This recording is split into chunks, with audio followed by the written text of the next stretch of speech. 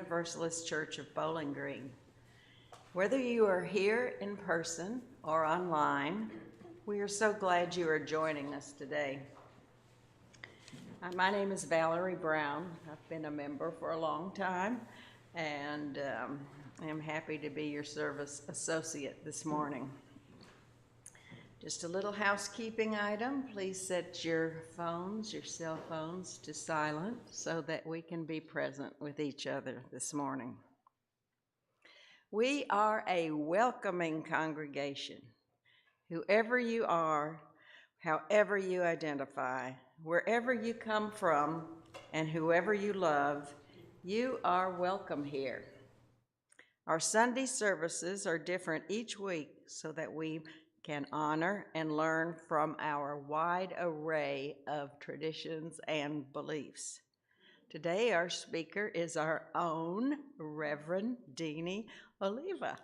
So we're just delighted that we will be hearing from her today a little bit about her journey and about boo-yous. So,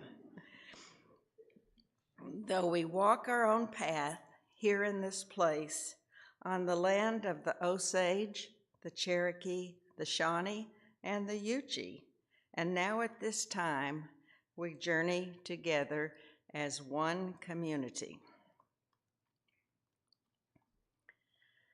For Unitarian Universalists, the flaming chalice is a symbol of the light of learning and the love of our community. This morning, our chalice will be lit by Cindy McCaleb.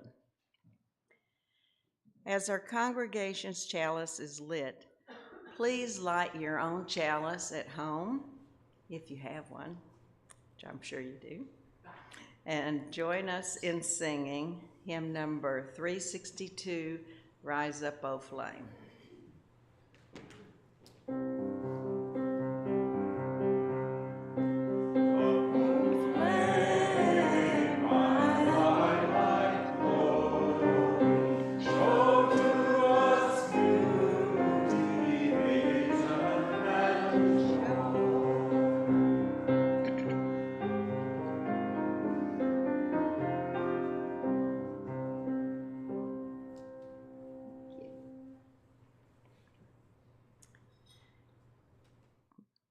The opening readings this morning. This place is familiar, and I am a part of it now. Just as the trees stand tall and the rocks remain sturdy, I too have given a part of myself to this place, this time, these people. Forever encapsulated within a memory, these versions of us remain untouched by time, fully removed from the concepts of life and death. We all live on here in this moment forever.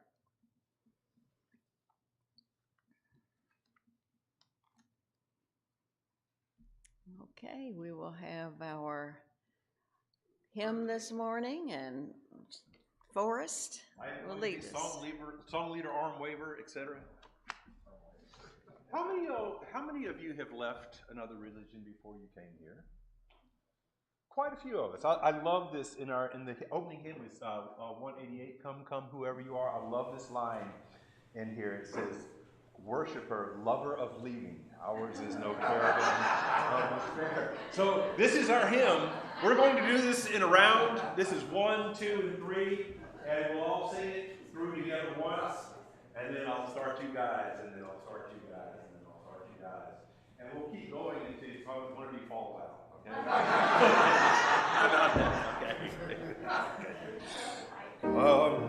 Come, whoever you are, wanderer, worshiper, lover of me. Ours is no caravan of despair. Come, yet come, whoever you are, whoever you are,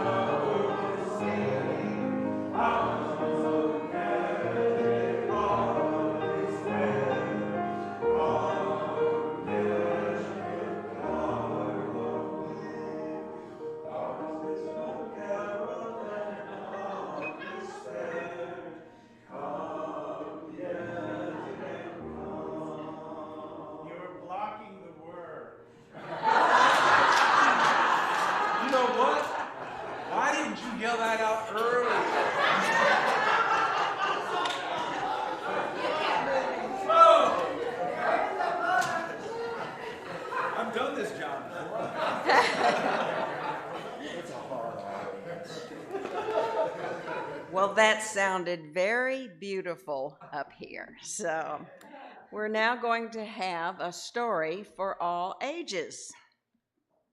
And I'm going to turn off my phone. Yeah. Good morning, everyone. Good morning. Where is our goat? There he is. How many of you know this goat? Okay. This is Houdini. Okay. And Houdini is the I-65 goat. And he's there for a very important reason. He's an extremely good meditator.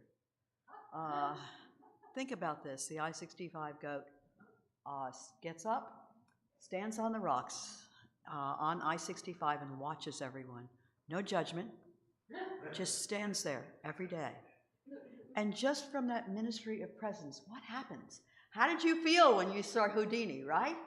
Okay, people look for Houdini. People shine because Houdini's there. They feel satisfied. They feel grateful. And this is what Houdini does. Now comes the story for all ages. I've been told once long ago, there was this burglar. And this burglar was very efficient, stole things from everyone, got away with it, marvelous. But one day, she got in trouble because they saw her. And she started running at top speed, and all the villagers followed her.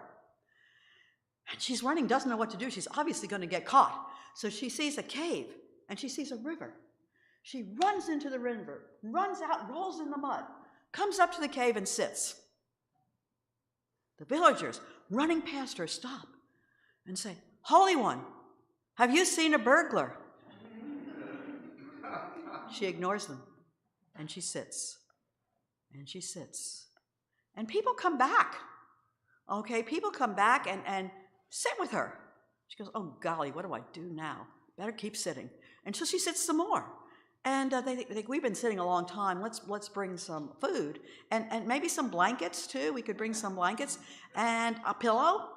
So they bring this for this woman, and she tries not to show them how starving she is, eating very nicely. And then she's done, and there's this silence. She's not exactly sure what to do, so she just sits, and they start asking her questions. And she realizes it's not that hard to answer their questions. Really, we all know what to do, what to say. Okay, we know what the good heart is. And she knew what good people would answer, and she would answer those questions like that. And then she would sit. Well, people kept sitting with her, and she kept staying. And days went by, and she would be sitting, and they would be giving her food, and she found out that that pillow was the most wonderful cushion. And she sat on that cushion and crossed her legs, and that felt so comfortable as her knees touched the floor. And she continued to just sit. And she just knew, she didn't know what she was doing sitting, but began to feel pretty good. This guy comes and he sits down next to her and says, "I would like to learn from you, O Holy One." She goes, "Grief." So she did what she does best. She remained quiet, right? She remained quiet and just sat with him, and he didn't go away. And people kept asking questions, and others kept coming. And she said to him, "Well, sir, what do you do when you're sitting here?" And he says, "Well, I had a teacher, and this teacher taught me to count. And I would count 1 on the in-breath and 2 on the out-breath, and it would keep going like that."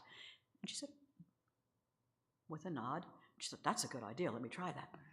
And so she tried it, and she found that was a very good thing to do. But it was a good thing to do, but then she had begun to enjoy the quiet of just sitting there, of not thinking, of not thinking, just sitting there. And so she would alternate and do both. Time went on, others came. They built a structure in the back so that the folks could come and stay there with her. And in time, she became very well known as a knowledgeable, compassionate guru. And when she died, that first student became the abbot of the now monastery. And she was no longer an imposter, for she had embraced this beautiful meditative act. And so it goes. Thank you.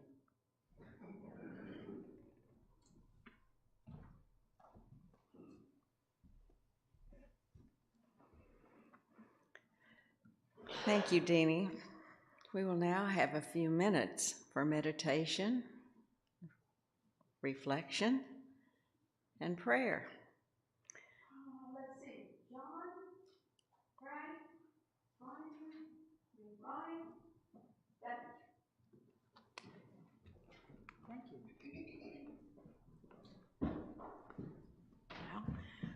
This service is an embracing of Buddhism and Unitarian Universalism, and this is our time for meditation and prayer. In a Buddhist service, we often start out, well, first of all, we often start out with a deep bow.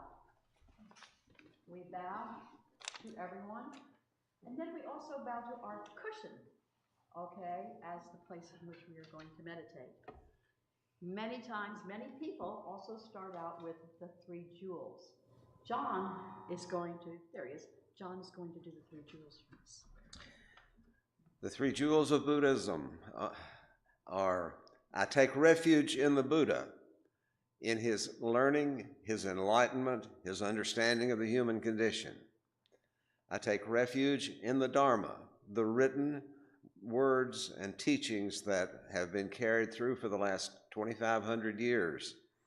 And I take refuge in the Sangha, the congregation of believers and studiers. Thank you. I know I often start out that way, and many of us do, and sometimes as we end, before we end, we all say the 4 vows. So these folks are very much Buddhist inspired. If you also are Buddhist inspired or a Buddhist, if you would stand now and say the 4 vows with us, we would appreciate that. I'm not sure how many in our congregation are Buddhist inspired. So if you happen to be Buddhist inspired, please stand as we say the 4 vows.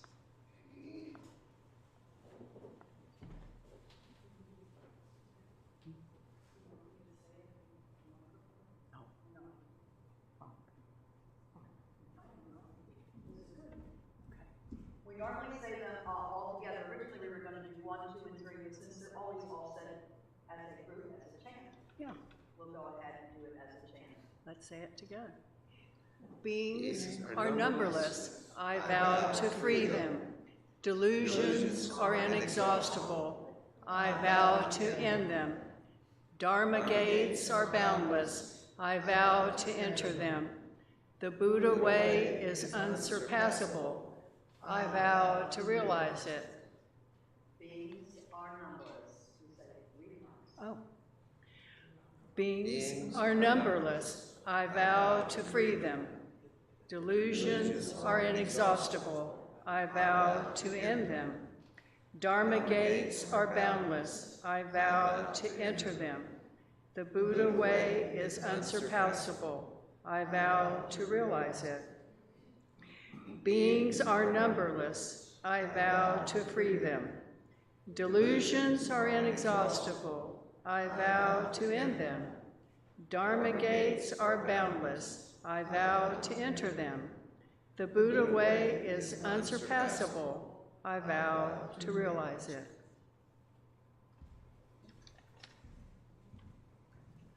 Let us have a moment of silence and end our meditative period with spirit of life.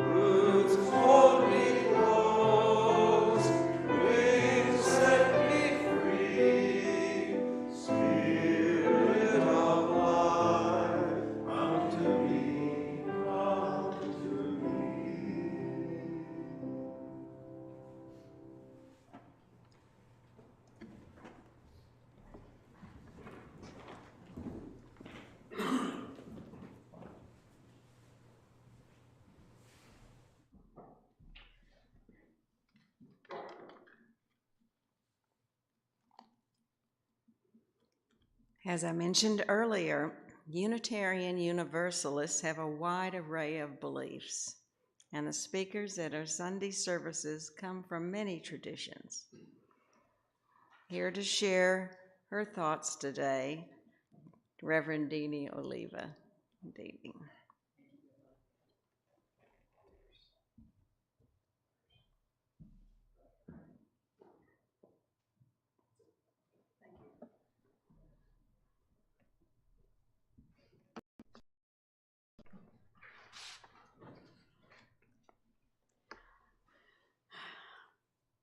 I was 17 when I was excommunicated from the Catholic Church. That was not the first time I had disagreed with some of their theology. When I was 7 and entered religious education, they told me that unbaptized children did not go to heaven. And similarly, if your parents were not married, sorry, you couldn't go to heaven either. I mean, that's ridiculous, isn't it? We all realize that it's not the kid's fault. However, I did enjoy religious education Wednesday afternoons, and the nuns, after all the catechism we had to learn, had this easel with newsprint on it. Open it up, and there would be a picture of one person who had wonderfully and amazingly worked their way up from whatever impoverished or spiritually or economically position they were in to do marvelous, wonderful things, to glorify God in their work, in their social action work. And that, to me, was just what I wanted to hear. God was a given. I felt I was very devout. I saw bells of St. Mary's at least 1 million times, and I'm obviously going to become a nun, you know. So my theology at that time, clicker, sorry. Other way. Oh, thank you. Nope. Oh, I'm not very good at this. The 10 Commandments. Okay. Large part of Catholic theology. Okay. I thought God was okay. I mean, that was wonderful to have a nice, loving God. That was okay with me. But the stuff I didn't believe in, I just didn't believe in it, and I just put it aside. I ignored it. So my theology was kind of skin deep. I didn't really think about it. I was a kid. But at the age of 14, my girlfriend and I, we started talking, and I said to her, Dorothy, what do you think about abortion? And she looked at me and said, abortion? The Pope says it's wrong. We're not allowed to think about it. We're not allowed to talk about it. Okay, so then I added another part to my own belief system, and that is that we should all analyze and think about everything we can so that we can make our own decisions. Unfortunately, we were not friends for much longer. Went to college, came on a train. This man stopped in Dayton. When we stopped in Dayton, there he was with a sign that said, Claudia and Oliva. And I thought, what is this? He was wearing a pastel plaid shirt and black pants, and he had a marine cut and little granny glasses. And he looked like a nice man, but I was very worried about it, He said he was Father Berkey. I was so confused. I had never seen a priest outside of clerical garb. So my Catholicism was very parochial. Father Berkey turned out to be a good friend, and I went into Catholic youth group. And that was all good, and as a good Catholic, I went to confession every week. And in confession, I would say, well, I am involved with a woman, and he'd say, oh no, you really shouldn't be doing that. Are you going to get out of it? And I said, no, I'm not going to, And he said, well, are you thinking about it? And I said, oh, Father, I always think about it. He said, good. Absolution, penance, I was all good. However, he had the nerve to get sick one Saturday. And, in the confessional, you can't see who's beyond that screen. So I went into confessional, and I started my little thing, and the priest there said, what? Absolutely not. You may no longer receive the sacraments. I said, but. He said, you may not receive a sacrament again until you quit all homosexual relationships. And I was, of course, angry. I was very disappointed. I went and talked to Father Berkey the next week, and he said, oh, I've got to go along with what he said, which bothered the heck out of me. And so I was, excommunicated from the church. How did that happen? But let's think about this. It was the 1960s. Yeah, I know, I'm old. Enough of this audience participation.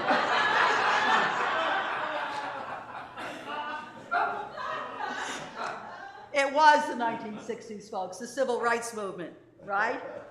The feminist movement, right? Okay. And I was at Antioch College, the most liberal school in the world. Okay, yes. Okay, so kicking and screaming, I started to think for myself. And one of the thoughts I had was, boy, that Catholic Church was patriarchal. Boy, I don't know what I was doing in it for so long. And thus, I decided that I wasn't going to go into any religious institution again, ever. It was an easy decision to make because I was starting on my career and my family and all that, so I just moved along without religion. Then, as an important part of my life, then I had children. And of course, like many, many young families, you have a child, you want the child to grow up with values. Where can you get values besides your own home and your own family? You turn to the religious institutions. Well, wasn't going to send them to the Catholic Church. So I looked up liberal religions, and my best friend was a unity minister, and her best friend, Jimmy, was a unity minister in Nashville. So I took the kids to Nashville, Unity Church. And Jimmy has a very Christian bent. In the Unity Church, you kind of follow whatever the minister thinks, okay? So their religious education was very Christian-oriented. Well, we left there and didn't go back. Then I thought, well, how about the UU Church? Now, you might know that the UU Church religious education program for years had 4 pillars, okay? And you would go either by year or by semi-year, some number of weeks, and you would go from Unitarian Universalism, Christianity, world religions, and social action. So the kids learned about each for maybe 6 weeks, then they'd move to the next one and the next one. So I go to the UU Church with the kids, and guess what they were studying? The kids came out with a Pope's hat. They had made Pope's hats, and I thought, no, I can't do this. Just can't. So I didn't go back to that. And I didn't know that they were going to go into something else. I thought they were going to be Christian forever. So I left that. But, it was Nashville, and I thought, well, this is supposed to be this real liberal church, and I'm going to go one more time. We went Christmas Eve, and midnight mass was beautiful. Okay, and they had the little candle. It was all dark and quiet. Beautiful service. It ended with a marvelous benediction. The lights came on, and everybody left. No, I mean, everyone got up and just left. So add something else to my need. There was no community there. There was no love. It's Christmas Eve. Let's hug, or let's have cookies, or let's do something that says we're in this together. Needless to say, I didn't go back to that Unitarian Universalist church. Moved to Bowling Green. Bowling Green, you may not know if you're new to this area, is very, very conservative. Back in the 90s, it was wow conservative. And I couldn't find any friends to talk to, and talking is what I like to do. So, I'm just being lonely, and someone said, well, why don't you try the Unitarian Universalist Fellowship? They meet in the Houchins Center. And so off I went to the fellowship, and I thought, oh, this sounds pretty interesting. I kind of really like this. Maybe they weren't kidding me. And so I went several times, and I can remember so vividly, and Jan Garrett isn't here today, but Jan had a video presentation one Sunday. And it was a very nice video presentation. He asked how I liked it. And I said, Jan, it was very nice, but when are you going to present the dogma? Wide-eyed, he said to me, Deane, there is no dogma in the Unitarian Universalist Church. And I said, okay, I'll just wait. And wait, I did. I did not join for 5 years. That's how weary I was. Okay, but in the meantime, Teresa Ward and I started the youth group, and that was a marvelous experience. I was involved in the social action of the church. John Downing started the meditation group, and I joined that and became very active with that, and it was all wonderful. Well, by the year 2000, I figured I better join. I'm just, involved all the way. So I finally signed the book. And that was good. I got elected to the board. Somewhere in there, a group of friends who were not UU decided they wanted to know who their spiritual guide was. So they invited a bunch of folks over to my house. They invited a spiritual path leader, and she would talk to them, and then she'd draw a picture of their spiritual guide and talk to them about that. And that was all fun, etc. But then she said, the Taoists are in Nashville. Why don't you go try going there? Oh yeah, sure, we didn't know what Taoism was, but that'd be a fun thing to do. Well, how did that get on? There, Taoist principles, okay? Well, we went down to the service. We went down to the service, and you may not know this, but nobody's a visitor at a Taoist service. You go in, and all of a sudden you're kneeling, you're making prostrations, you're saying, chanting, you're doing all this stuff, and you're receiving the Tao. I received the Tao. I had no idea what it was. I could have been giving my life to Satan. Okay, literally, no idea, and it worried me.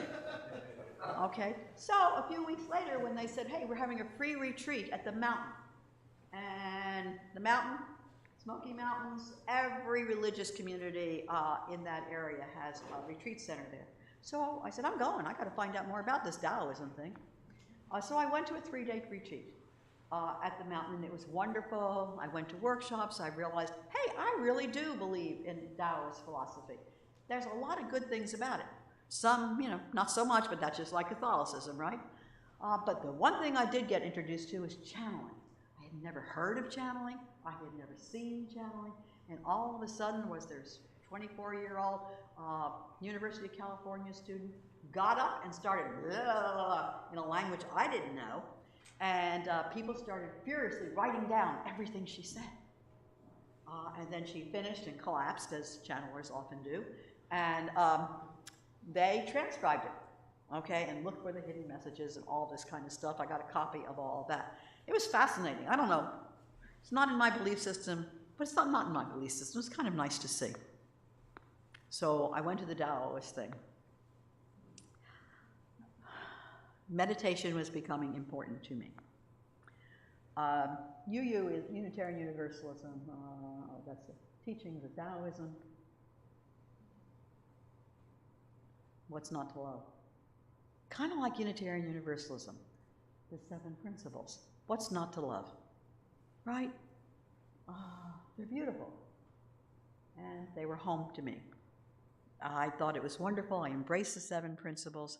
It became the umbrella of my life, okay? The Unitarian Universalist principles kind of held me underneath their umbrella. I began giving messages or sermons like so many of us. You've got to understand one thing, though. The Unitarian, and it was, how many times did I slap myself and others on the hand for calling it Unitarian? The Unitarian Universalist congregation, okay, was very secular. It was lay-led, as it is now. There was to be no mention of God, no mention of spirit, no mention of ministry, no mention of angel. It's very tightly bound by those rules, okay? Why? 1, because that was the belief system of many. 2, we had a lot of wounded people. Our congregation then was filled with people who had been kicked out of other churches, not allowed to participate in ways that would make them feel welcome. So we were a very welcoming church long before we became a welcoming congregation. I enjoyed doing it. I started preaching or giving sermons in Hopkinsville and Nashville and loving it. We were lay-led, and we always said we were going to stay lay-led. Okay, we didn't want to minister. And I was one of those people. I don't need a minister to tell me what to do, okay? But John and Jean Thomason said, well, why don't we just try a minister every once in a while? And our group was very open to new things, and after staying for, 5-10 years, we decided to go ahead and try having a minister come in every once in a while. And we soon learned that they weren't going to push their theology down our throats, which was a good thing. But one Sunday, and some of you know this story, Reverend Angie Tyson came to speak, and she wasn't the first woman in the pulpit, but then, it wasn't then. I heard her speak, and I left that service, and you know, the lightning, the bells, everything went off, and I said, oh my God, a woman can be a minister. It was a revelation. I'd never seen a woman in the pulpit before coming to the UU church. And so right then and there, in my mind, my secret mind, I thought, I'd like to become a minister. Next week, our two elders, both John and Jean, independently said, Deane, have you ever thought of the ministry? That's all it took. I was enrolled. I was a seminarian at age 57. Okay, it was what I wanted to do. And it was good. My entering class had 15 people in it. There were 5 people over 55, 5 people under 30, and 5 people in the middle, and we were told to bond. And we bonded. I mean, we ate together, we studied together, we played together. It was a wonderful experience. I came in a little bit late to the party in that I didn't know what a minister was supposed to do. I really didn't. You know, you never saw that with the Catholic priests and the nuns. So I had to learn. So they set me up in the big church across the street, the big University of Chicago First U church. And I followed the minister around and then slowly began doing things at that church. Secondly, I had never read the Bible. Now, as a Catholic, I knew the New Testament, you know, I mean, you get that all the time. But the Old Testament, I had tried. I had really tried many times and never gotten through it. However, I did get some children's books, and I began to read the beloved stories of the Bible. And I want to tell you that they have different endings depending on what kind of Christianity you are. So that was very interesting to me, that they had these different endings.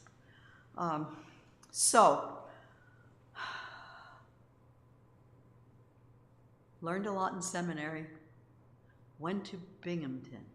Oh, no, I know what I wanted to tell you. So I've never really been in a Sangha, except our Buddhist group, and John and Karen and I went up to Lexington, and we received the precepts. We took the precepts there. That was the one Buddhist thing we did, and you know, that was growing on me. I really enjoyed doing that. When I went to Chicago, I wanted to further develop that. And so I said, oh, well, what kind of Buddhist groups would there be in Chicago? And I soon learned that every month you could get this 40-page document of all the Buddhist things going on in Chicago. Overwhelming, right? And so you try them blindly because you don't know anything. The first 3 I went to, they were speaking different languages, and I had no idea what was going on, except in meditation. So I had good meditation. But finally, I met Ancient Dragon Gate. Oh, okay. Well, we know this, right? And these are the 5 precepts of Buddhism. And you're going to notice, gee, they look a lot like the Taoist, right? And the Taoist, and precept, by the way, is another word for commandment. Same thing, okay? So this is very similar to the Taoist, and both of these have the same things in it that the 10 Commandments in. So the world is really telling us the same things.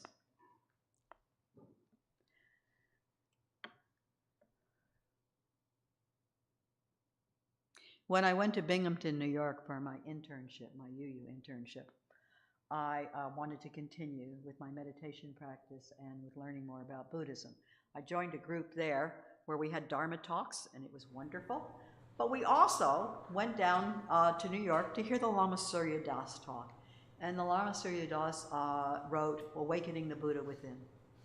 And Awakening the Buddha Within, half the book is about the Eightfold Noble Path.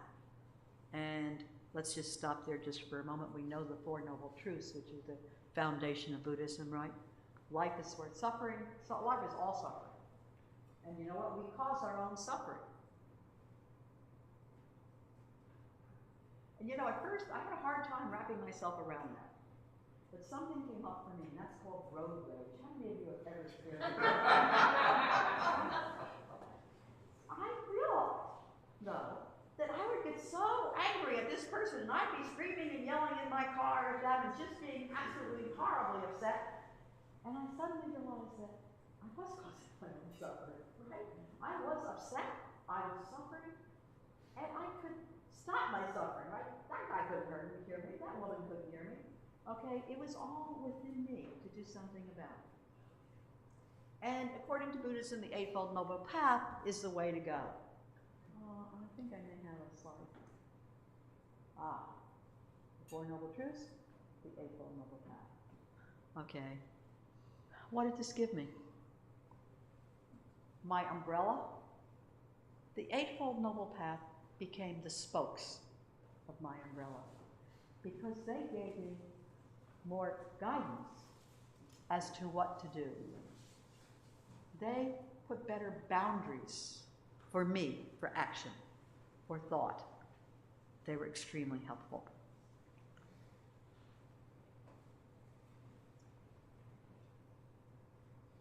By then, slowly, you know the whole thing, you know, well, am I a Buddhist or am I Unitarian Universalist? Am I Buddhist inspired?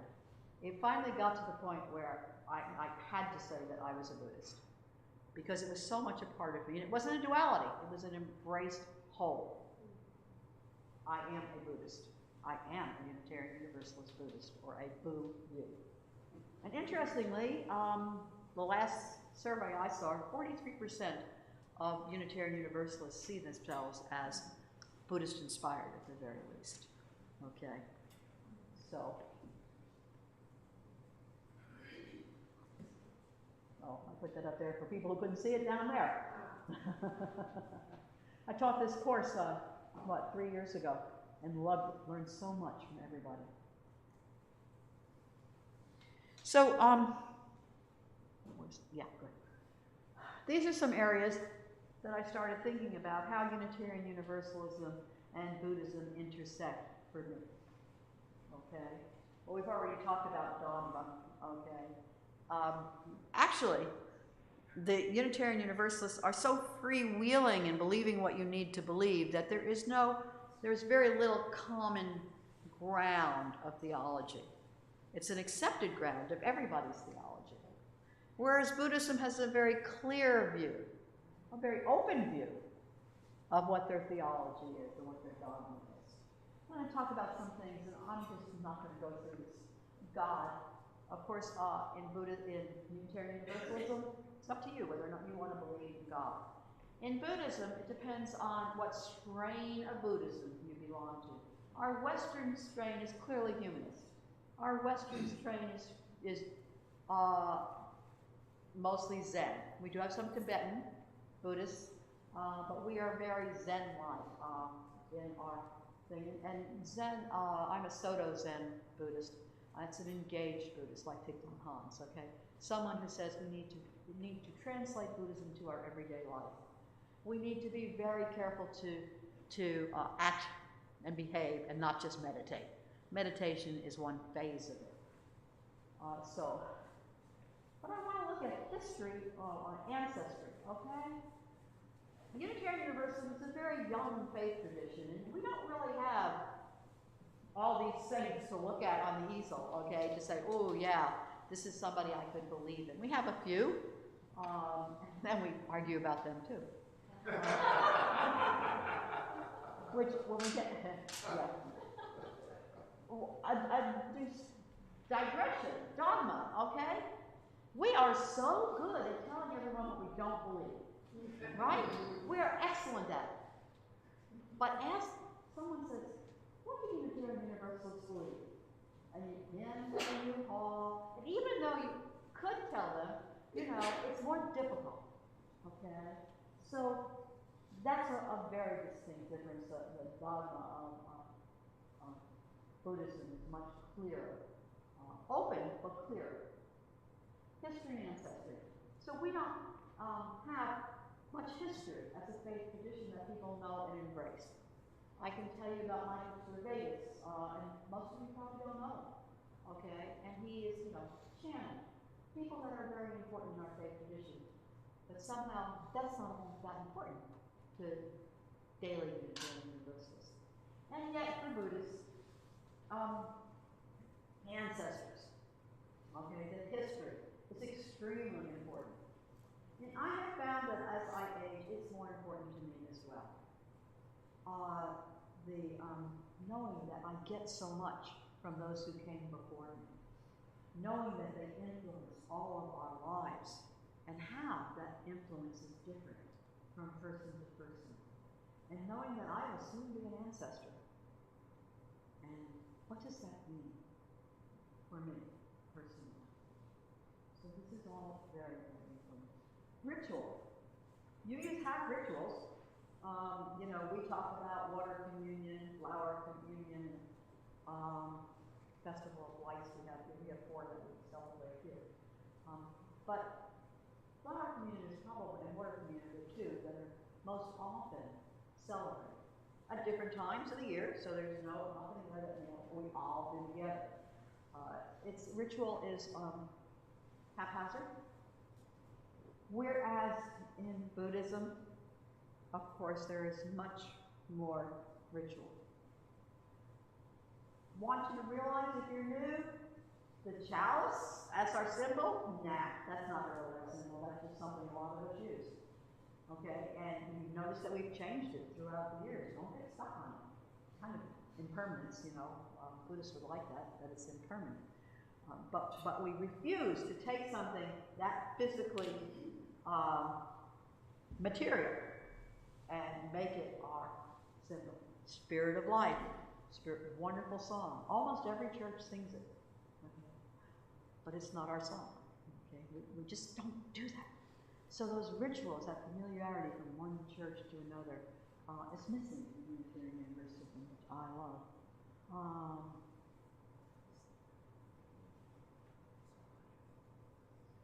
Control. The goal in Buddhism is not to control. The goal in Buddhism is a reminder that, of the joy of life as one. We are all looking to make ourselves better, to enjoy an enlightened state where we can help others. Okay? I'm not sure what your goal is in life. I don't know. Unitarian Universalists, do you have a specific goal? I don't think so. I think that's all I want to talk about right now. The one thing that I do like, when we read the 4 vows, I'm going to end all your delusions. That's what I pray for. I'm going to end everybody's delusions. And I'm going to free us all to live better lives. And the Dhammapada, that wonderful thing, I'm going to master it. And of course, the Buddha is like, I'm moving right into Buddha. Wrong. This is an aspiration, and that's one of the things that Buddhism does well. It says, we know you're all trying in this world, and you're trying on a day-to-day basis. Okay? No guilt. Because let us remember this. You can probably repeat it with me. Yesterday is a mystery. Yesterday is history. Yesterday is history, right? It's gone. Tomorrow is a mystery. We really don't know what's going to happen. But today is our present. It's the present gift that we have. Let us use it wisely.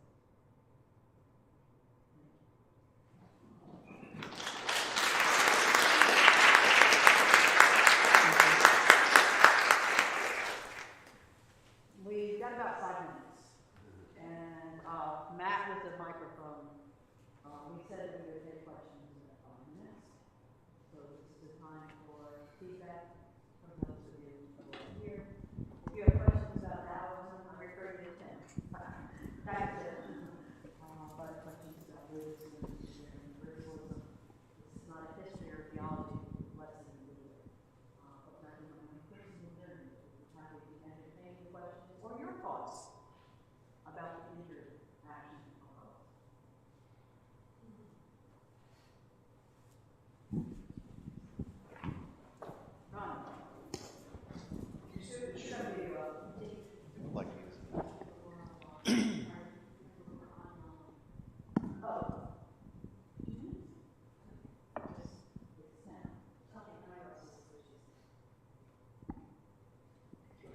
I'm very new to Buddhism, and you said that you were Soto Zen. What? How many types of Zen are there? I have read about Zen Buddhism, which is the path that I think I'm on, but I didn't really realize that there may be different types of Zen. How many hands does Parma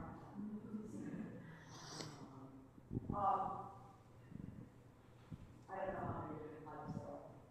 There are a number of different types of well, here in the West, there's Zen Buddhism that's very big, and there's Tibetan Buddhism, Dalai Lama is very big, so many people who still believe in Tibetan Buddhism. We talk about the sauna, we talk about other things. I'm sorry. I have such a loud voice. There are many types of Buddhism. With Zen Buddhism, there is a core that's similar, okay? But for example, Soto Zen Buddhists look at a wall, a blank wall. They sit facing the wall, okay? Zen Buddhists supposedly all sit with their eyes open, okay? That doesn't happen here in America. Many people close their eyes, okay? But many keep them open to engage with the world, to say we are always engaged with the world. So there are differences that not within Zen and outside of Zen and other forms of Buddhism. There are not many Theravadan Buddhists here. Mostly we are Mahayana. You disagree, Frank? Yeah, most of the mindfulness classes heavily Theravada influence. Okay. Lisa? I just don't feel like we can go deep. Maybe there's questions afterwards. We could go deeper into this, but right now, we could probably just hit the surface. Yeah. So often the case. Jean? Thank you for the memories of the early days. Yeah, that's worth a whole sermon.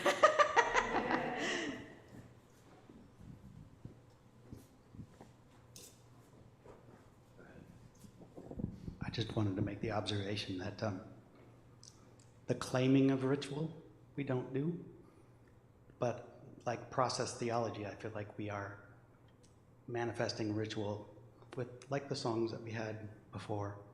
And I'm not native here, and I've been to different UU churches, and I've loved that I can sing the songs and hear what we all know and the sentiment behind the songs like we sing. So I also share your joy in not claiming it. As a matter of fact, there have been several attempts to consciously recognize we don't have ritual a lot at UUism and to do things intentionally about it, and it hasn't worked very well at that denomination.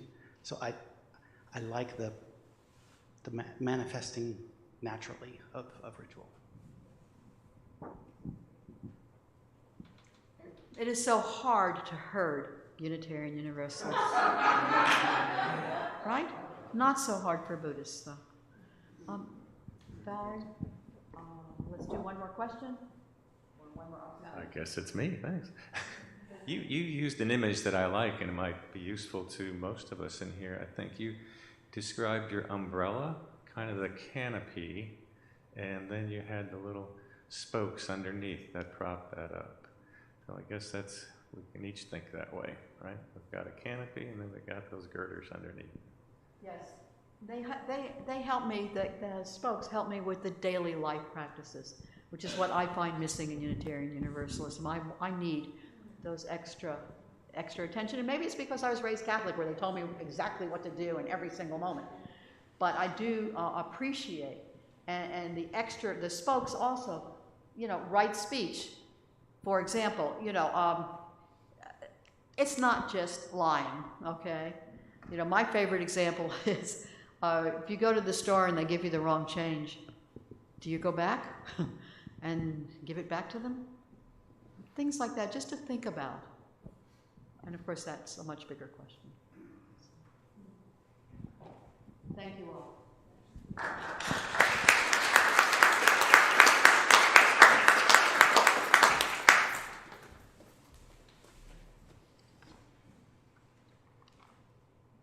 Thank you very much, and also appreciate the questions and the discussion, and I hope that you can continue the discussions afterwards in the fellowship hall. We invite everyone to join us there for snacks and socialization. So again, thank you, Deane. We have another hymn, and we certainly can.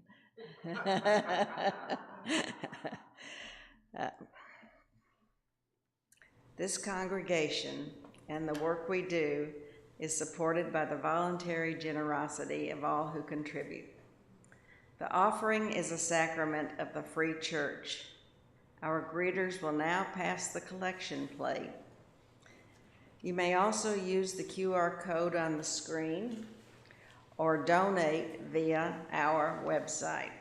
As we enjoy the music, the offering will be given and received in grateful appreciation of our shared hopes and values.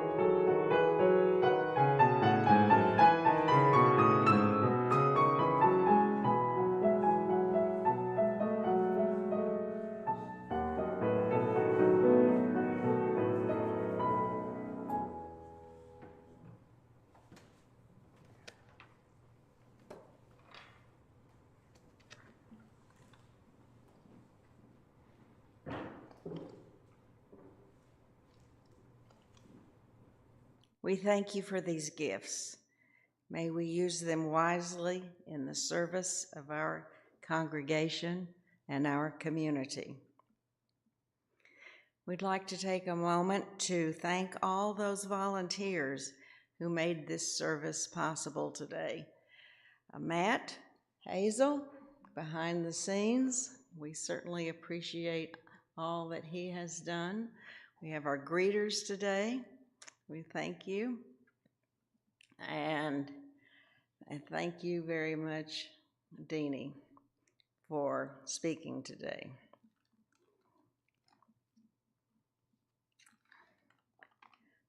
Okay, we have do we have any community news?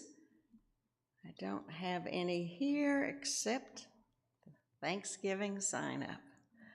If you are coming to join us on Thanksgiving Day at 2 o'clock, please let me know and I'll add you to the list. Turkey will be provided, and we're asking others to bring a side dish if you're so inclined. So we're looking forward to a very much of a fun community Thanksgiving together. Any other news? As you go into the fellowship hall, and please do, there are 3 tables filled with books. The books are on, everything from atheism to Thomas Merton, to Carl Sagan, to Buddhism, etc. Please take whatever you would like. If you'd like to make a donation, you're welcome to, but it's not necessary. We'd like to see all of those books gone today. They are from new all the way down to 1700s. So please feel free, feel encouraged to take books.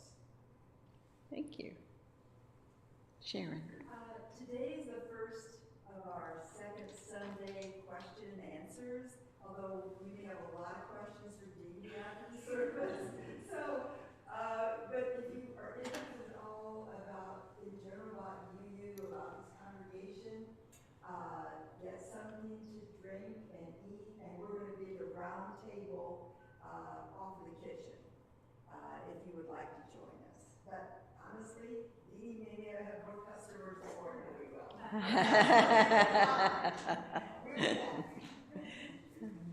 You may also find more about us, including community news, by reading our weekly email updates, looking at the bulletin board, or following us on Facebook, YouTube, and the website that's available online. So, thank you. Let's have our hymn now, number 1010 in the teal hymnal. And if I happen to get in front of the words, these books are wonderful. They have them for you. In the teal hymnal. And also in these books, there's a little thing down here on the second line called harmony. So for those of you who might be music readers and want to do such a thing and be bold and try the harmony on the second time that we sing it through, please help yourself. Stand as you're able in body or spirit, and we give thanks. Oh, we give thanks for this precious day, for all gathered here, and those far away, for this time we share with love and care. Oh, we give thanks for this precious day. Oh, harmony. Oh, we give thanks for this precious day. We gathered here far away, for the songs we share with love and care. Oh, we give thanks for this precious day. Yeah, please.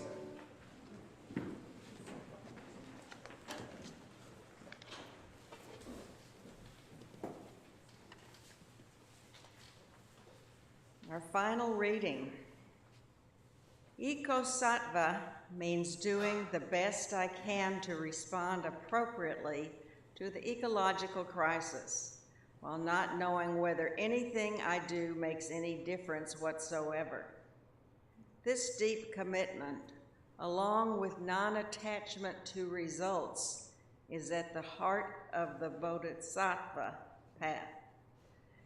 Let us conclude our service readings with the Eko-sattva vows. They are based on Joanna Macy's 5 Vows from the Work That Reconnects, and published in her book, Active Hope. You're free to copy these vows, customize, use them for your daily practice and that of your community. We can repeat them every day as a reminder of our intention and be strengthened in knowing that others are expressing these same intentions. Based on my love of the world and understanding of deep interdependence of all things, I vow to live an earth more lightly and less violently in the food, products, and energy I consume, to commit myself daily to the healing of the world and the welfare of all beings, to discern and replace human systems of oppression and harm, to invite personal discomfort as an opportunity to share in the challenge of our collective liberation, to draw inspiration, strength, and guidance from the living earth, from our ancestors and the future generations, and from our siblings of all species, to help others in their work for the world, and to ask for help when I feel the need, to pursue a daily spiritual practice that clarifies my mind, strengthens my heart, and supports me in observing these vows. We now bid farewell to those who have joined us online. We hope you have found this service meaningful, and we invite you to join us again. Be well and go in peace.